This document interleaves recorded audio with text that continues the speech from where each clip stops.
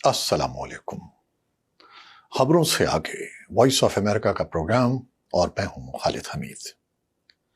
नाजरीन, हम अपने आज के शो में जायजा लेने की कोशिश कर रहे हैं कि पाकिस्तानी निज़ाम और सियासत में मजहबी जमातों का किरदार कितना अहम है और मजहबी जमातें हुकूमत और सियासत के अहम फैसलों पर किस तरह और किस हद तक असरअंदाज हो सकती हैं। नाजरीन, इसी असना में पाकिस्तान में हर तरफ एक ही सवाल पूछा जा रहा है कि क्या 8 फरवरी के इंतखाबात मुलतवी तो नहीं हो जाएंगे। पाकिस्तानी सहाफ़ी फ़खर काकाखेल ने वॉइस ऑफ अमेरिका उर्दू के लिए अपने एक हालिया मज़मून में लिखा है कि इलेक्शन कमीशन ऑफ पाकिस्तान की वेबसाइट पर दस्तयाब मालूमात के मुताबिक मुल्क में इस वक्त 175 सियासी जमातों की रजिस्ट्रेशन की गई है। इन रजिस्टर्ड जमातों में करीबन 23 मजहबी सियासी जमातें हैं, जिनमें जमीयत उलमाए इस्लाम और जमात इस्लामी जैसी बड़ी जमातें भी शामिल हैं। पाकिस्तान में सन 2018 के इन आम इंतखाबात में 10 से ज़्यादा मजहबी सियासी जमातों ने हिस्सा लिया। मजहबी सियासी जमातों के बारे में ये ख्याल किया जाता है कि उनका एक मुस्तकिल हल्क़े असर और वोट बैंक तो है, लेकिन ये वोट बैंक उन्हें विफाक में इख्तिदार नहीं दिलवा सकता। खैबर पख्तूनख्वा से इंसानी हुकूक की तहरीकों में सरगर्म रहने वाले मारूफ कानूनदान तारिक अफगान कहते हैं कि मजहबी जमातें मुल्क के सियासी मैदान में माजी की तरह मौजूद न हों और इंतखाबात में बड़ी जमातों जैसे वोट बैंक भी न रखती हों, फिर भी उनके सियासत और सियासत के रास्ते पाकिस्तानी मुआशरे पर असरअंदाज होने की सलाहियत से इनकार नहीं किया जा सकता। तारिक अफगान कहते हैं कि तक़सीम हिंद से लेकर करारदाद मकासिद की मंजूरी और फिर पाकिस्तान के आइन की तश्कील तक हर चीज़ में मजहब का किरदार मौजूद है। फ़खर काकाखेल लिखते हैं कि एक ज़माने में कहा जाता था कि मुस्लिम है तो मुस्लिम लीग में आ। उस वक्त से लेकर जनरल ज़ियाउल हक के रेफरेंडम तक पाकिस्तानी अवाम को मजहब के नाम पर मुल्क की सियासत और हुकूमत के फैसले करने के लिए कायल किया गया, ताकि एक फर्द वाहिद के लिए किसी जमहूरी अमल से गुजरे बगैर ऐवान सदर तक पहुंचने का रास्ता हमवार किया जाए।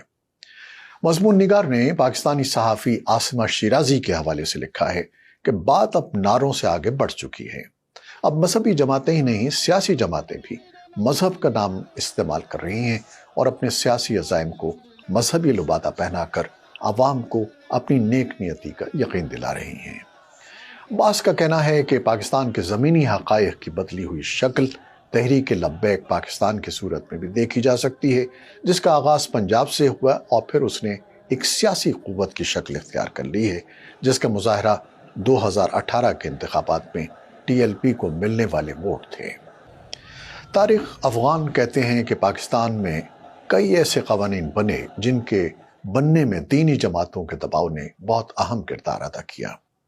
वो कहते हैं कि माजी में हमने देखा कि किस तरह कम्युनिस्ट नज़रियात के हामिल लोग कौम परस्त जमातों में घुसे और उनको हाईजैक करने की कोशिश की। उनके बकौल यही वजह है कि मजहबी जमातें अवामी इज्तिमात में ये दावे करती नजर आती हैं कि उनके नुमाइंदे इस्लामी क़वानीन के नफाज और शरीयत की बालादस्ती के लिए इख्तिदार के ऐवानों में बैठते हैं। तारिक अफगान कहते हैं कि लिबरल और प्रोग्रेसिव जमातों को जिस तरह दीवार से लगाने की कोशिश की गई, उसके बाद इन मजहबी अनासिर के लिए मैदान खाली था। वो कहते हैं कि इंतहाई नौयत के कट्टर मजहबी सोच अब पाकिस्तान के मुआशरे में साफ देखी जा सकती है। उनके बकौल मुल्क में मजहबी अदम बर्दाश्त बढ़ती जा रही है, जिसके असरात सियासत पर हावी होते नजर आते हैं। याद रहे कि अमरीकी महकमा खारजा ने इस साल पाकिस्तान का नाम उन मुल्कों की फहरिस्त में दोबारा शामिल किया है जहां मजहबी आज़ादियों की सूरत हाल तशवीशनाक है। पाकिस्तानी हुकूमत अगरचे महकमे खारजा की रिपोर्ट से इत्तेफाक नहीं करती, लेकिन यह हकीकत है कि गुज़श्ता साल के दौरान पाकिस्तान में जड़ावाला वाक़े समेत ऐसे कई वाक़यात रिपोर्ट हुए जिनमें अक़लियती कम्युनिटी के अफराद को अपने घरों को छोड़कर जान बचाने के लिए किसी दूसरे मोहल्ले या शहर की तरफ आर्जी तौर पर या मुस्तकिल तौर पर कूच करना पड़ा। गो कि हम जानते हैं कि इन वाक़यात का ताल्लुक़ पाकिस्तान के हालिया इंतखाबी माहौल से नहीं है, लेकिन कई मुबस्सरीन इन वाक़यात को पाकिस्तान में अपने से मुख्तलिफ सोच के हामिल اپنے سے مختلف مکتب ایک فکر کے افراد یا کمیونٹیز کی جانب عدم برداشت پر مبنی سوچ اور رویوں کا نتیجہ قرار دیتے ہیں۔ ان کے بقول تحمل، برداشت، بات چیت، مکالمے اور ڈائیلاگ کے عمل کو جگہ نہیں دی جا رہی، اور نہ ہی بظاہر پاکستان کی ماڈریٹ اور اعتدال پسند سیاسی جماعتیں اس خلا کو پر کرنے کے لیے کوئی دور رس اور پائیدار حکمت عملی تیار کر رہی ہیں۔ تو ناظرین، ہمیں بتائیے کہ آپ اس بارے میں کیا سوچتے ہیں؟ اپنی رائے سے ہمیں کمنٹس میں آگاہ کیجیے۔ ہمیں آپ کی رائے کا شدت سے انتظار رہے گا۔ خالد حمید کو اجازت دیجیے۔ اللہ حافظ۔